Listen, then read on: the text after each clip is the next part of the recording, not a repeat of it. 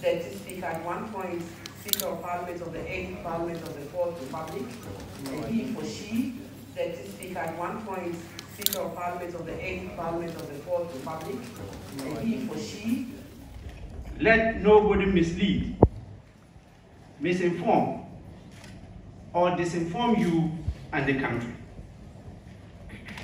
The democratic system we adopted and enacted, as captured in the Constitution 1992 and fleshed out in various laws, processes, procedures, and practices, is what has been triggered, and it is working. Let us allow it to work. Democracy is about the rule of law. Let the law work.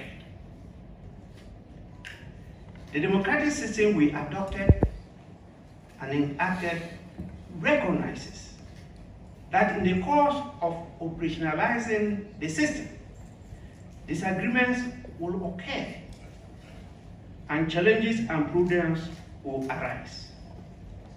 The system has put in place mechanisms, structures and institutions, processes, procedures and rules to follow and apply to resolve the disagreement, convert the challenges into opportunities, and provide solutions to the problems. This is what is being pursued and applied. There is no constitutional crisis in the country. Beloved Ghanaians, I have served Parliament and the people of Ghana continuously for over 32 years as a politician and over 42 years as a public servant. I cherish the role Parliament plays in our democracy, and my mission is to leave Parliament a stronger institution than I met it. Parliament is alive and working.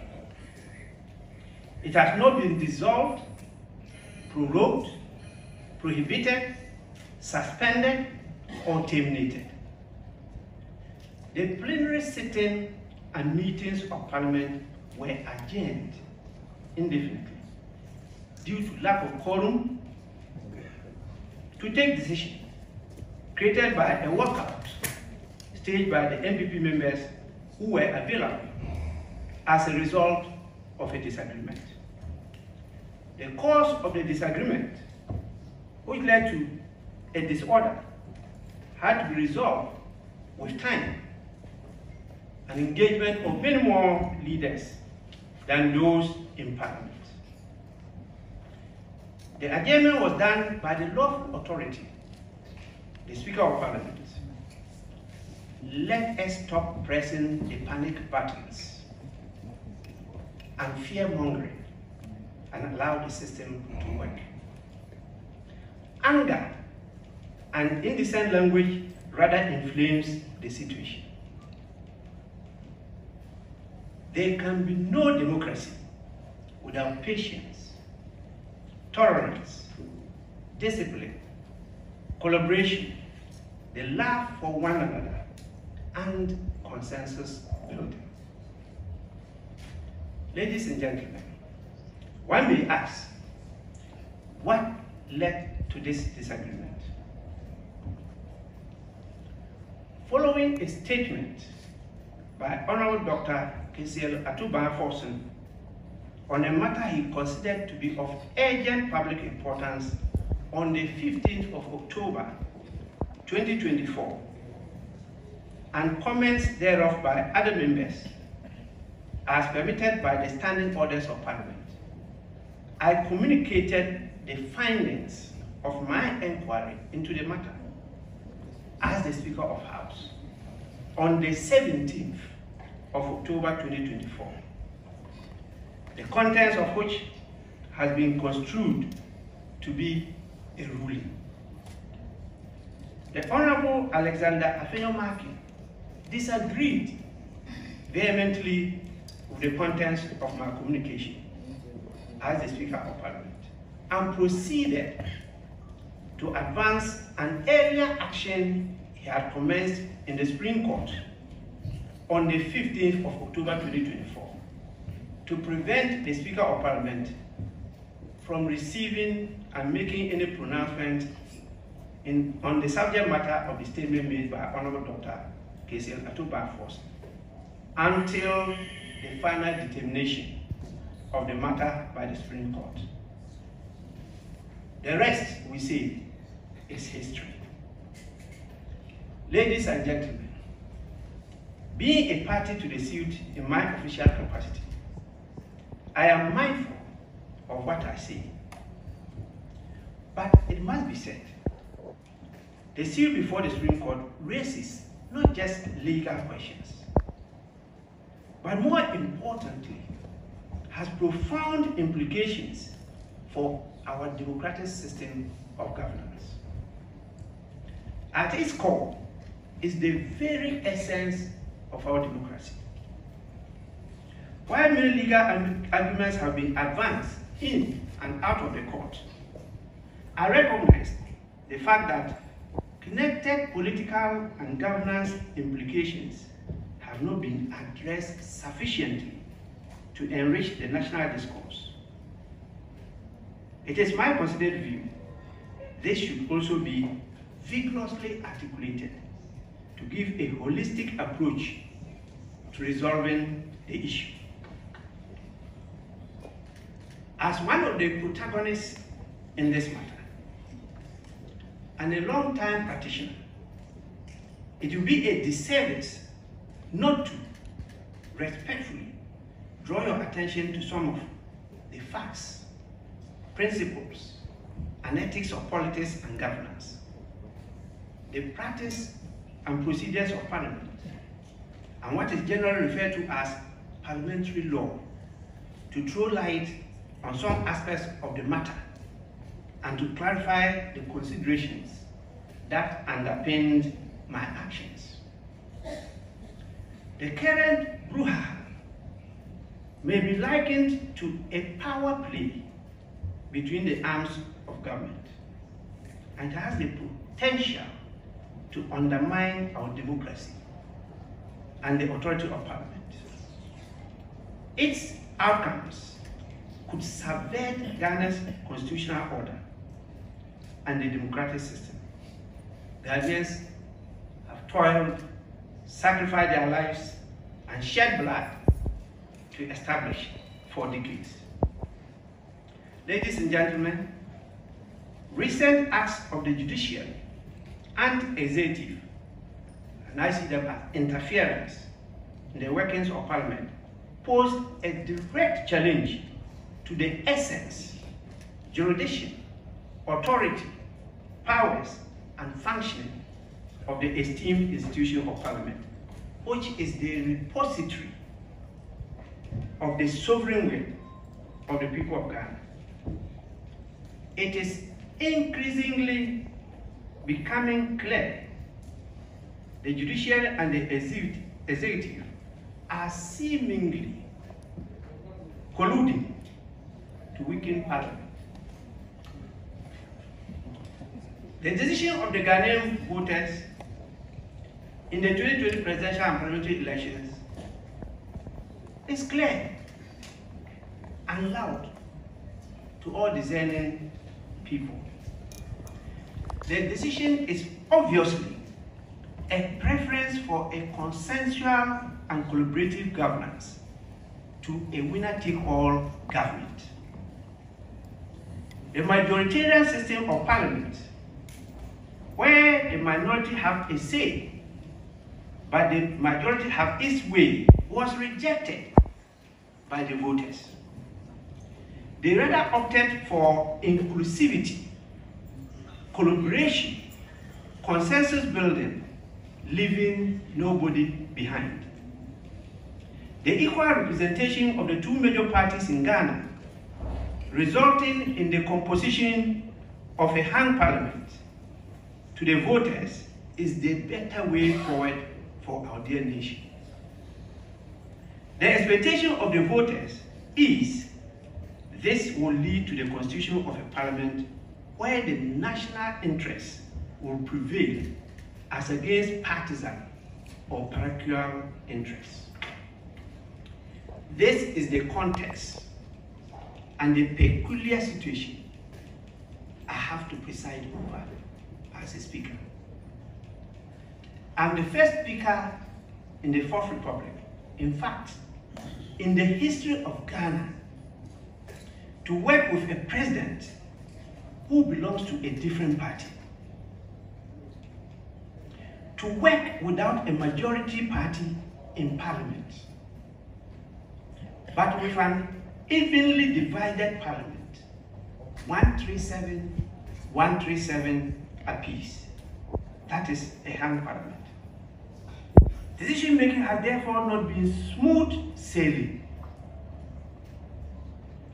As the Speaker of Parliament, I hold the balance in favor of the national interest, but sometimes bend backwards to accede to government requests because government has been given the mandate to govern. It is with this understanding I led the board of the Parliamentary Service and members of Parliament to provide procedural rules of engagement to actualize this goal and to provide for the possible types of government as envisaged in the Constitution. These possibilities include an election of an independent president to form a government,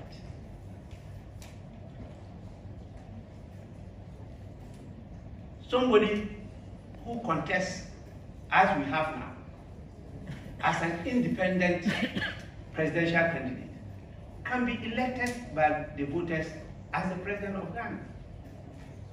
How is he going to work with Parliament to get his or her business, that is government business, approved by Parliament?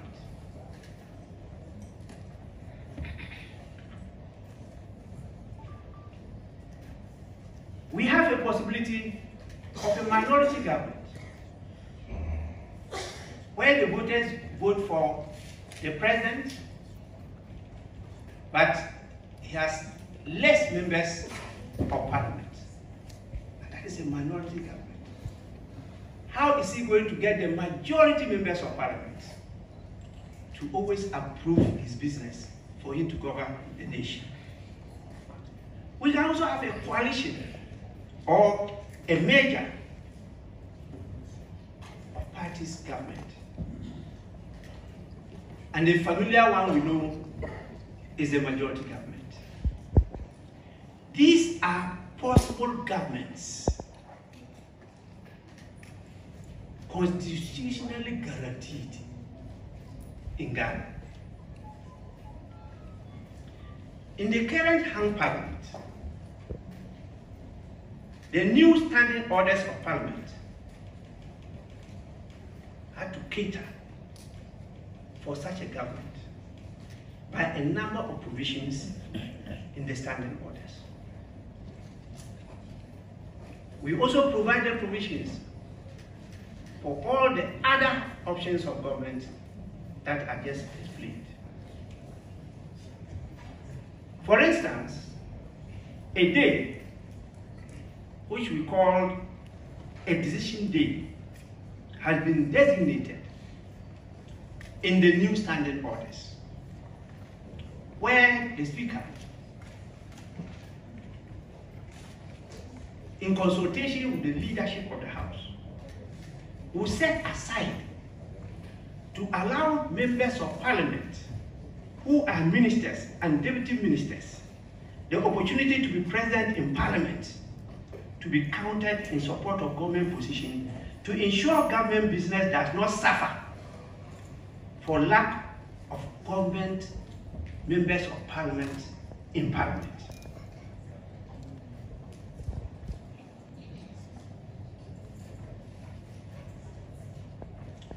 Despite the above, Often, the number of government members present still don't add up due to the nature of the duties and responsibilities of ministers and deputy ministers.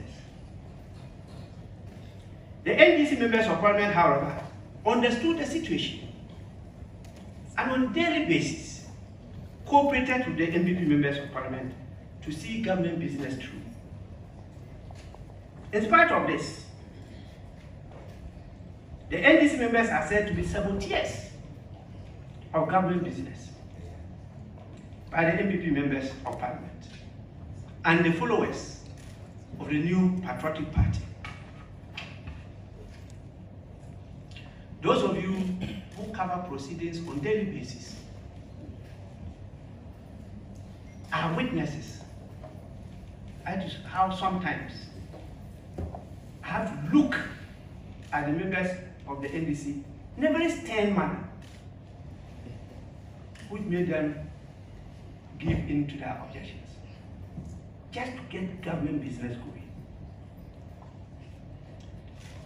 Ladies and gentlemen, the powers of the judiciary ends where the nose of parliament starts.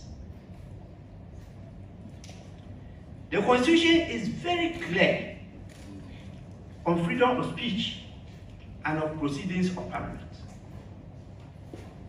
Article 115 and 116 grant members of parliament privileges and immunity of speech, debate, and proceedings on any matter or thing brought by a member in or before parliament by petition, bill, motion, or otherwise. And I want to quote the two articles to you. Article 115.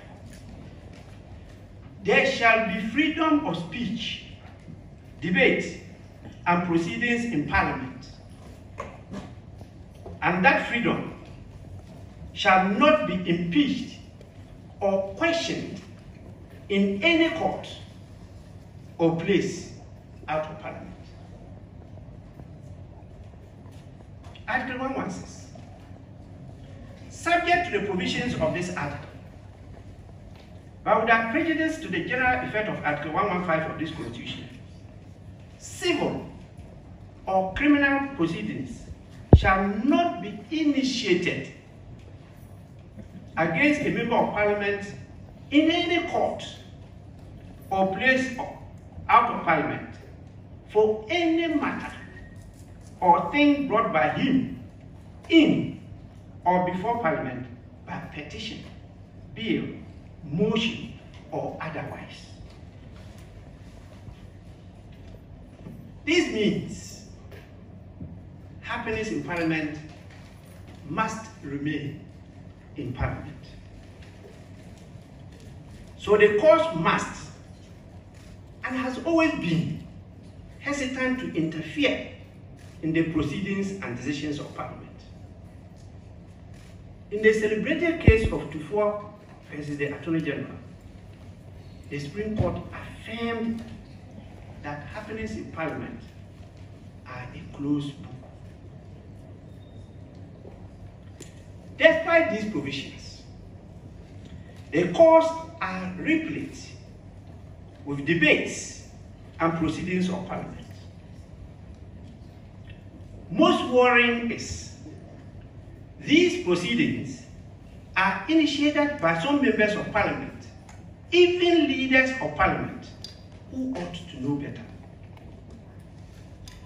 Parliamentarians who are to be loyal to parliament rather than to the Supreme Court run to the Supreme Court at the slightest opportunity to use the Supreme Court to undermine parliament. This might be one of the reasons parliament and members of parliament are not respected and treated with disdain. This was exhibited by the president's refusal to even receive the LGBTQ+ bill duly processed and passed by Parliament without any legal basis. The judiciary is supportive of this conduct by the receipt and processing of a suit on this subject matter. These are dangerous precedents in our democratic journey. Both the president and the judiciary have sinned against the Constitution and must seek the opportunity to confess and repent to be forgiven.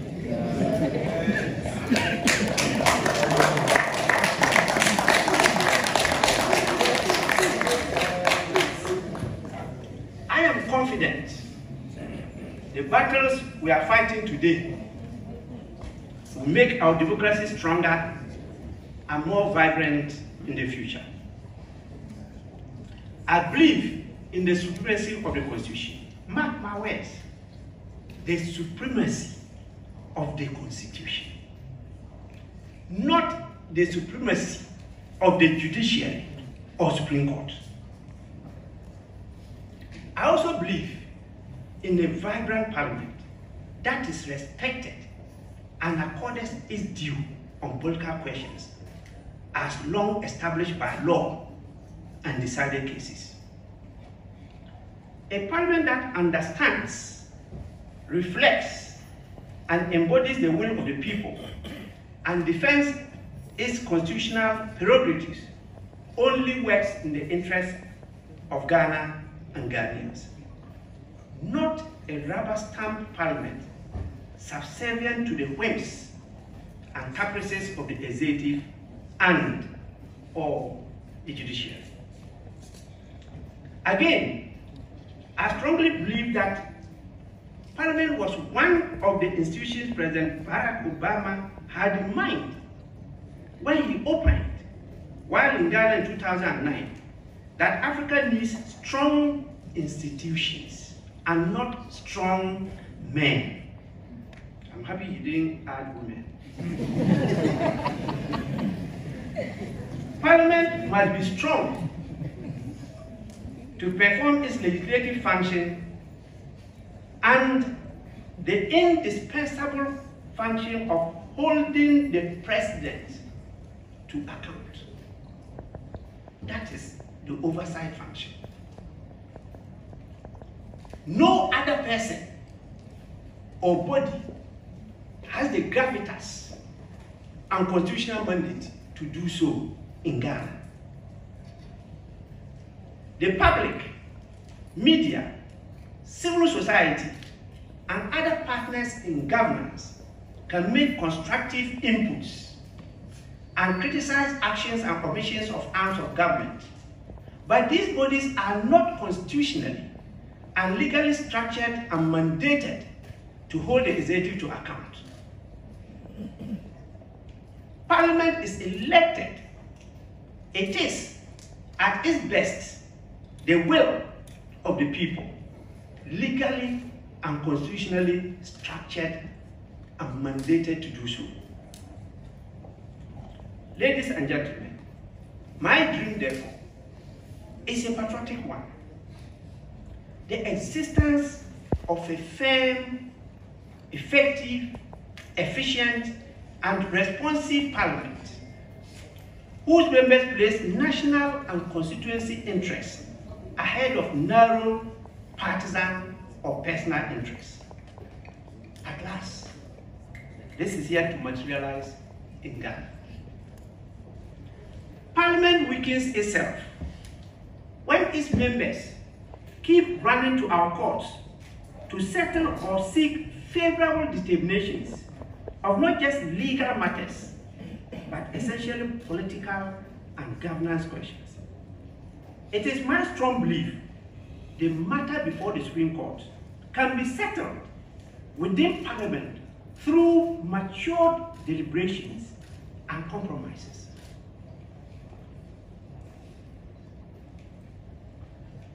Please, make no mistake. not all the strong men President Obama warned us about come in military uniforms. Some come dressed in suits. I hope in my lifetime, Ghana shall have a parliament and a speaker who are truly independent from Jubilee or Flagstaff House or any headquarters in the conduct of parliamentary business. Let me state unequivocally, Parliament owes its duty to the people who established and elected its members to serve and represent them. The wheels of Parliament will continue to turn, and no person will be allowed to disrupt parliamentary proceedings or to undermine the democratic mandate of Parliament.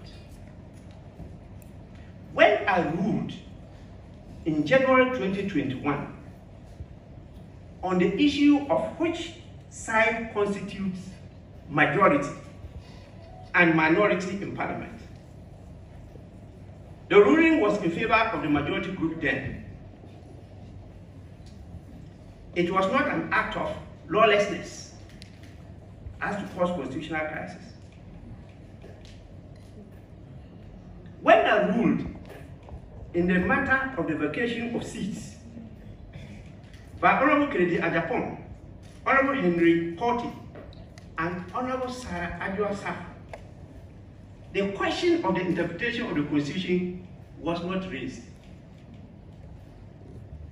When my predecessor declared the former seat vacant in 2020, applying the same provisions of Act 97, the original tradition of the Supreme Court to interpret and enforce provisions of the Constitution was not invoked. Peace reigned in these instances, and nobody cried and ran to the Supreme Court under the guise of constitutional interpretation. If I may ask, is it a legal matter for the Supreme Court to decide as to which side of the House constitutes the majority or minority? It is for good reason that justice is said to be blind, and further, that justice must not only be done, but must be seen to be done in all cases, not in only those cases to which some people appear to be sentimentally attached. Fellow Ghanaians, I respectfully call on the Supreme Court to apply the same swiftness with which the motion ex parte in the Eastern matter was granted to the case involving the President's refusal to receive the Human Rights and Family Values Bill passed by Parliament, which has been pending before the same court for almost a year without being heard. Ladies and gentlemen, consistency is not just an ideal, but the foundation of life. The court cannot enjoin 4 members of Parliament from serving their constituents for 12 weeks, but was very eager to deny the constituents of Assin their representation because of the issue of allegiance. The court cannot deny the constituents of South the sanctity of representation for years. The court cannot even see that the Constitution itself permits a denial of representation within 3 months to the holding of a general election. It's in the Constitution. Ladies and gentlemen, the Parliament of Ghana shall commence sitting as by law prescribed from tomorrow, November 7th, 2024. I have earlier instructed the Clerk to Parliament to transmit the LGBTQ plus bill to the president for assent. Ladies and gentlemen, finally, I'm aware of the business the government wants to transact through Parliament. And I'm willing to cooperate and collaborate with government. Despite all that I have said, Ghana first.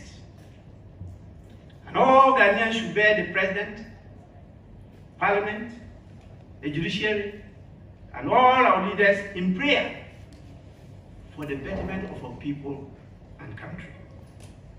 With this, I thank you all for your attention. Assalamu alaikum.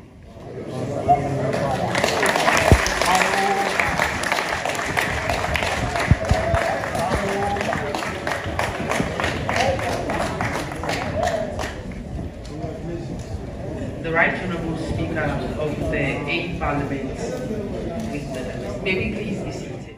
Please, it's not part of the duties of a speaker to decide where an MP should sit in Parliament. It's not my duty. That determination in Ghana's situation, in various parliaments, these things we are talking about, majority side, minority side, don't exist any longer. That's why in my ruling I use the term old school.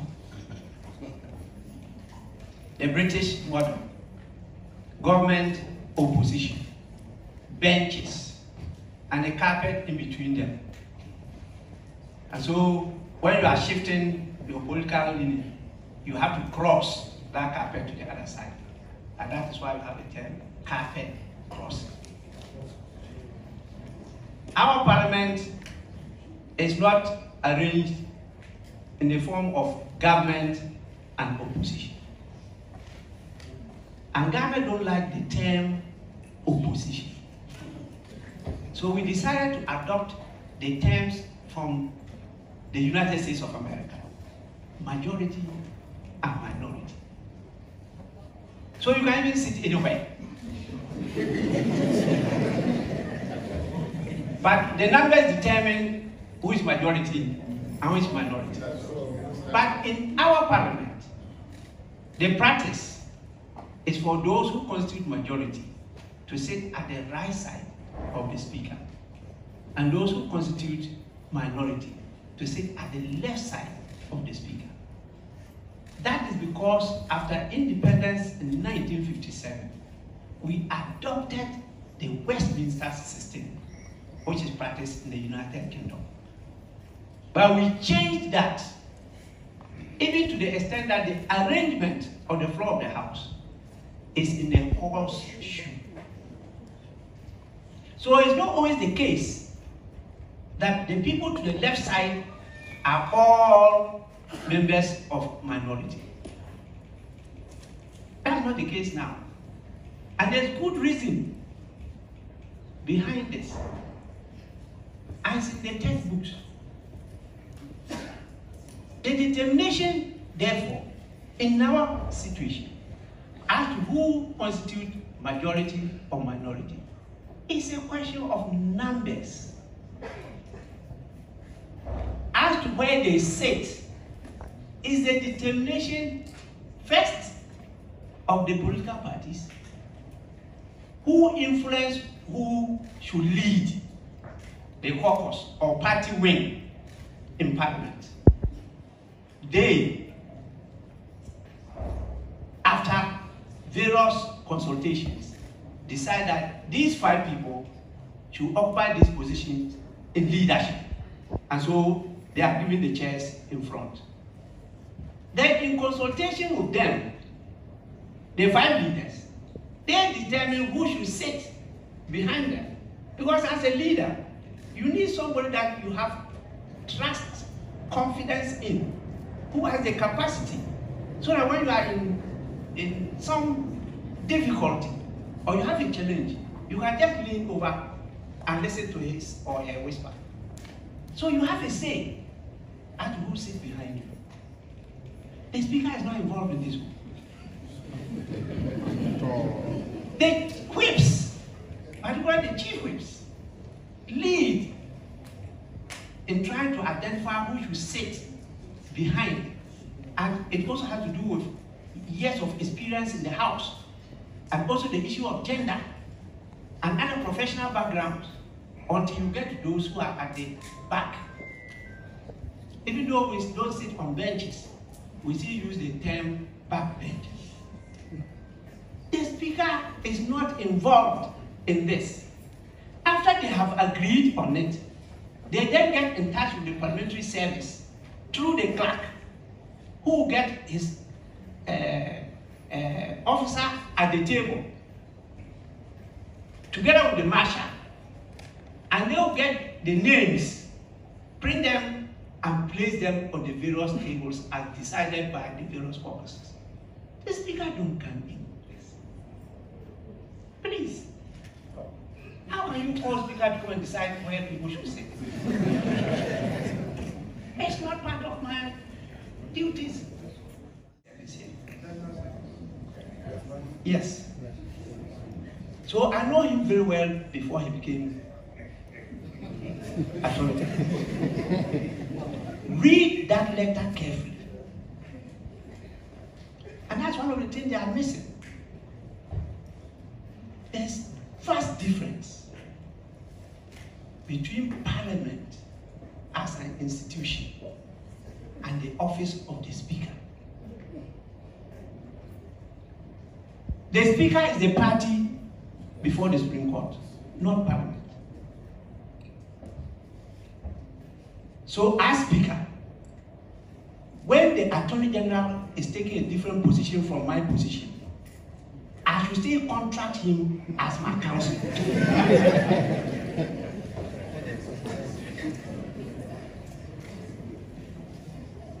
I will leave it at that. Because I'll meet the Attorney General and I'll tell him my peace of mind. On some legal issues and pronouncements he made at the Supreme Court. You know, Attorney Generals must be respected as learned. But they should not be part of what Obama referred to. Not me. It will not work. Number 4.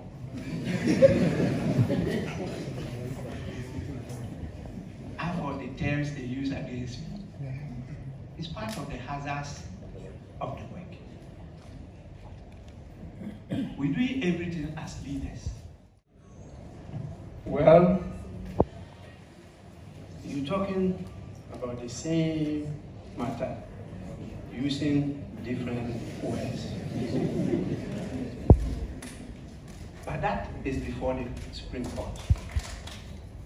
And I've given instructions to my lawyers to handle that. So that is not a matter for me to comment on. My lawyers are handling that. So all questions dealing with those issues before the court will allow the court to handle that.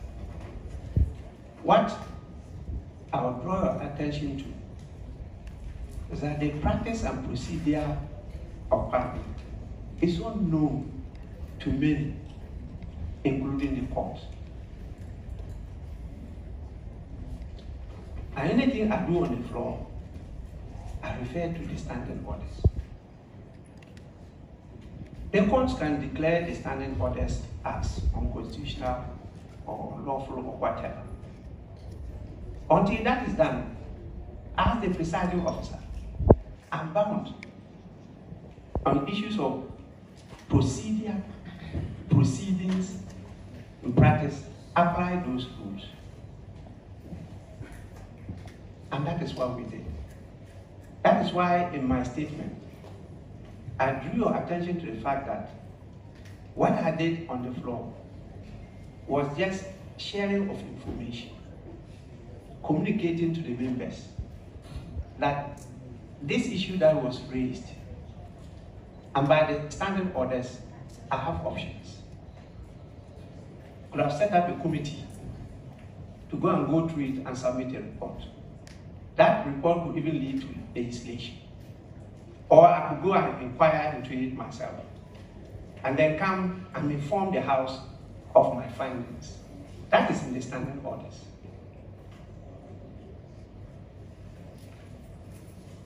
That is what I said is being construed to mean ruling. In our parliamentary practice, we don't make ruling when statements are made. Statements are commented upon. But the nature of the subject matter was debatable. And because of its importance, I had to give room for many more members to comment. But in trying to comment, they debated it. So that was what happened. But I'm clear as to my rule. Just inquire into it, come and share with the House in the form of information what your findings revealed. And that was all what I did. I did not make any order. Go and read the proceedings. I did not make any order. And for my friend, a veritable Honorable Osei Mensah Bonsu, I'm sure he showed you the evidence when we had that discussion. He disagreed, and I supported him. And now I have made a U-turn. I thought you should have asked me when my predecessor made the ruling, whether his side disagreed with you and allowed the same member, who is now second deputy speaker, to continue to sit, or his seat was vacated. Did they agree with him or disagree with him? You should have asked him. So that's why he will need to produce evidence to show that this is what happened.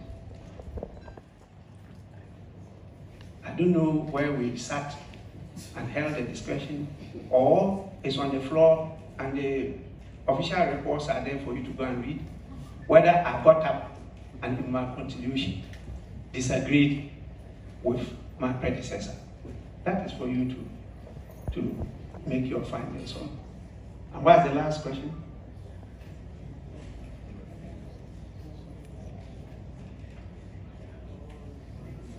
I answered all. Yes. That's it. Thank you very much, Right Honorable Speaker. Please go through the Constitution or the laws of Ghana. There is nowhere where the president can refuse to receive a bill passed by Parliament. In fact, the crafters of the Constitution are so careful that they even took away veto power from the president. So in Ghana, our president cannot veto a bill passed by Parliament. It's clear in the Constitution that the president will receive the bill passed by Parliament. If he has concerns, he will communicate to Parliament that I have concerns on this bill that you have passed within 7 days. Then he has 14 days to put across those concerns back to Parliament, and Parliament is called upon to reconsider the bill, taking his inputs into consideration. That is what is in the Constitution and in the laws of Ghana. So if the president refuses to even receive the bill, what has he done to the Constitution?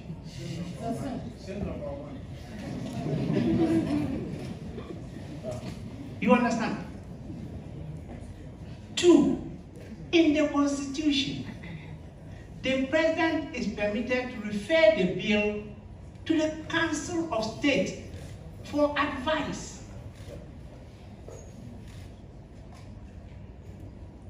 He didn't even do that. So the term I even used is very mild. In the case of the judiciary, a bill is a bill. It's not law. It's just a bill. This is a draft that is being discussed. The judiciary is going to do what? Be part of the law-making process. Tell us what to do in the bill. It's only when it's passed and assented to by the president, then it becomes law, that the judiciary can come in to interpret and enforce. There's nothing like that. And this is something that immediately, with supersonic speed, it should have been jettisoned, not entertained at all by the court. Now what it means is that anytime any bill is before us, and we are working on it at this stage, anybody can just take it to the court. And that will mean that Parliament will have to stop and wait until the final determination of what? What are they to determine? Please. We are doing this for Ghana, and not for only today's generation, for generations yet unborn. We are building a durable, sustainable governance structure that gives certainty to everybody that is the rule of law that prevails, not of man, or the rule by law. The two are not the same.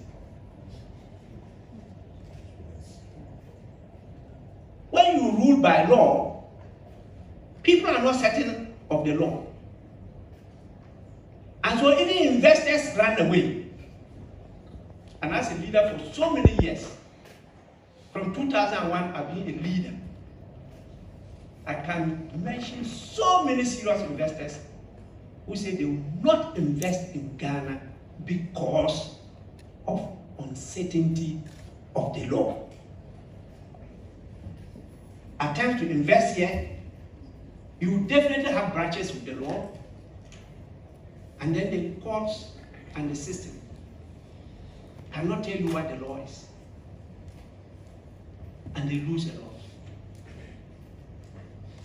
So when you talk about unemployment, underdevelopment, and the rest, now who fought it? Leadership, I believe strongly, is cause. Everything else is effect. Even though followers matter. Followers matter. And that is where, in fact, we applauded the efforts of the president when in his inaugural speech, he talked about us being citizens and not what? Spectators. Today, Ghanaians are now more spectators than citizens. I think you have to wake up and become the citizen that he called us to be. That is where I'm moving towards. I don't have any ill will or malice, no. I don't have any ambition. If there's honorable Babin or whatever people don't want, please, that one, I can assure you, I'll go and relax. And my holy village is always there to welcome me. I don't have any problem at all. But once I sit here, I take the decisions and I'm responsible. Nobody else but me. That's why I started with my oath. I swore the oath. At the end of the day, when I'm to account for my life to my Creator, nobody is to do that with me. I'll be alone. And I'll be there. Those of you who will come later. Because I believe in life after death. In fact, I even told that place better than here. So I have no problem with dying. I'm always prepared anytime to die. But you will come after that. And you come and meet me there. And I'll tell you what seniority means. The Right Honorable Speaker shall live to tell of the good works of the Lord. There's one from there. Oh, okay. I have indications that there are some 2 critical questions, so maybe after that, yes, then we can quickly. Oh, recall. I can say it's an abuse. The Constitution permits them to do what they do. It's just that, please, don't only think about today. Also think about tomorrow when you are doing some of these things. And for me, as I sit here, I thought the focus of those in government shall be about government business, not even the position they occupy. Which is more important? It's government business. And for the position you occupy, if you work well, you may even get a higher position. Yes, sir. And it's the good people of Ghana who will decide. So I'm surprised that some people are focused on that one. But tomorrow, you will hear from me. We are bringing proceedings to a close, but I see our that parliament so far is transformatory. In fact, this is a parliament. I've been from the 1st to the 8th. The 1st was foundational, and the late Right Honorable Justice Daniel Anna had to use all his experience and wisdom to establish the parliament.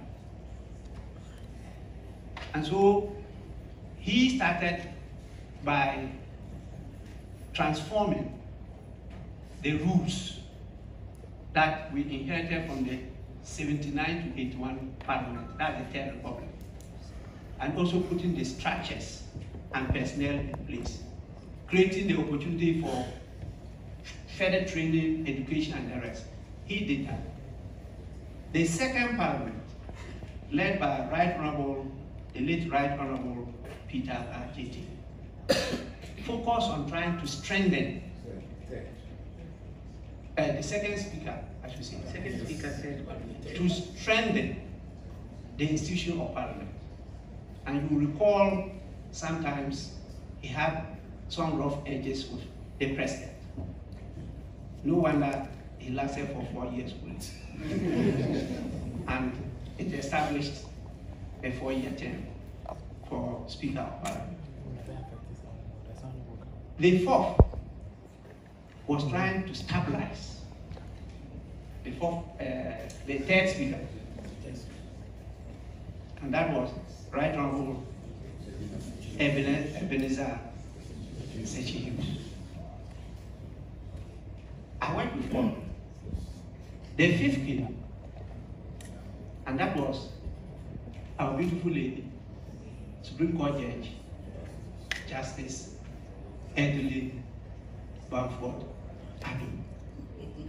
And she, with her experience from the bench, focused on the rules and dignity of the house. So you could see her dressing, her posture, her patience, and everything mattered to the institution. Then, the next speaker, that was my brother, very good friend of mine, who was my chief whip, became my deputy leader when I was the leader. Later on became first deputy speaker and became speaker. So he used his experience in the house and his connection with members particularly their dealings at the Parliamentary Service Board, to initiate a lot of things. And then our professor came, who in the 1990s used to come to the workshop of Parliament to take us on issues of governance and the rest, because he was lecturing at the what? University of Ghana, the political science department. So we studied together. I knew him long before he came. And I happened to be the second deputy speaker to him. So I have all that record and all the happenings in the house. And I saw how we struggled to change the rules of the game. But before I became speaker, the voters changed the rules. And so you now don't have a majority where you can just sit down and then put the question. And you are sure the ayes have it. And so most attack, there is no day that I'll go and preside without calling the leaders to my lobby for us to go through the agenda of the day, which is usually captured on what? The order paper, yellow. This is what is on the paper, cut from the business statement. How do we handle it? Then the leaders will tell me those that they agree, those that they disagree. Even when they disagree, how do we handle it? We discuss all that. Okay, how many from each side of the house? We discuss that. How many minutes per person? We discuss that. Then I just come to preside and enforce what we have discussed. That is why it's difficult for us to be sitting at 10. Because sometimes I have to get them to make sure that there's some peace before we go out there. This is what we do on a daily basis. I just don't come and preside and impose my ideas. Even when it goes to voting, we agree. We will oppose. If you give ayes during the voice vote, we will challenge your decision. We will count heads. We will do secret voting. We will not allow public voting. We discuss all this. And so even some of the discussion at that period, when people, leaders go on air and go and reveal those conclave confidential information, what is that meant to achieve? I should not invite them to discuss things with them again. And what happened on the floor? In spite of all that, for 4 good years, 4 good years, people are still not appreciative. And I am the target. Hey, this is my God. Hey, it's a living God. So please. Mr. Speaker, we are live on GH1, GBC. Oh, you are live. And I was glad for your indulgence, but you know, as I told my friends on the NPP side, I had 3 options after you walked out. And it was only left with the NDC members. APRA proceeded with the business. Would they have been approved by the NDC MPs for government? Even if they did, would they not go and raise an issue about quorum to take decision? So that was not a legally accepted option. I could have decided to adjourn till the next day. But knowing the nature of the disagreement, would it have been solved within one night? No. Because I've seen that the nature of the disagreement goes beyond the house to the powers outside the house. And so we needed to engage many more people to be able to resolve the disagreement. So you need more time. And since I couldn't estimate the time, I decided that it should be what? Indefinite. After we resolve that, then Parliament will recall. If people were mindful that there's some agency for us to resolve it, they would have come together faster for us to talk, negotiate things, resolve it, and come back. But I tell you, apart from some senior citizens, patrons of the country, who actually got in touch with me, the leadership of the NPP members have not gotten in touch with me. They haven't. My good friend Oseche Mensah Bonsu spoke to me because he wasn't even around when this thing happened. And we discussed this and I threw more light on it. And he said, oh, he didn't know before granting interviews. He said those things, but now he can also say I should bring my official report. So, to the best of my knowledge, I don't know of the resolution of the disagreement. And so I don't know what will happen tomorrow. But I'll be available to preside. You understand? And so that is the situation now. The last question.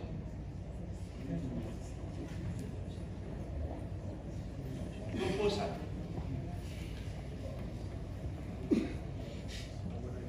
Proposal. Well, am I now to propose it to you and Ghanaians? Or I should be making the proposals to the parties so that they can be negotiating and compromising? I think that's the best way to do. And I'm expecting that, in fact, I need to praise some leaders because the first to get in touch with me, I think, was Apostle Nyamiche and the boss of the Christ Apostolic Church. They were the first to come to express concern and have a lengthy discussion. Then later, a delegation of the Council of State also came to meet me in the office. And when I explained all the situation to them, in fact, many of them were really surprised because what they heard on air and what I had told them and said they could cross-check from the proceedings or others, they were really surprised, but they didn't know that was what took place. There was so much misinformation and all those, and I don't want to go into those details because they are before the court. At the end of the day, the judgment of the court will set a lot of precedent. But don't forget, the law is that the Supreme Court can always differ from its earlier decision. That is the danger. So for a purpose, I can give a judgment and ruling to favor the situation. Tomorrow, I say, no, I disagree with that. And that is permitted by law. So when you tell me that, it means that the Supreme Court is supreme. And so when it orders, I must obey. When I know the same Supreme Court can disorder, you have to raise the question. I'm a lawyer by profession. And the first time I appeared in the Supreme Court was 1983. 1983. That was my first case in the Supreme Court. I don't know whether those who are going there now were born. It's okay. The last one is when I was young, I think when we were in the senior high, we were not calling it senior high, we were calling it secondary school. There was some song, it's too late to say that you are sorry. After you've broken my heart. When I needed you to satisfy my soul.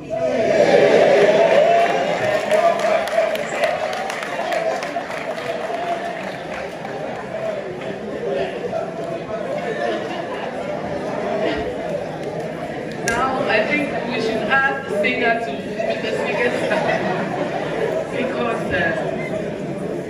the skills keep adding as we go along.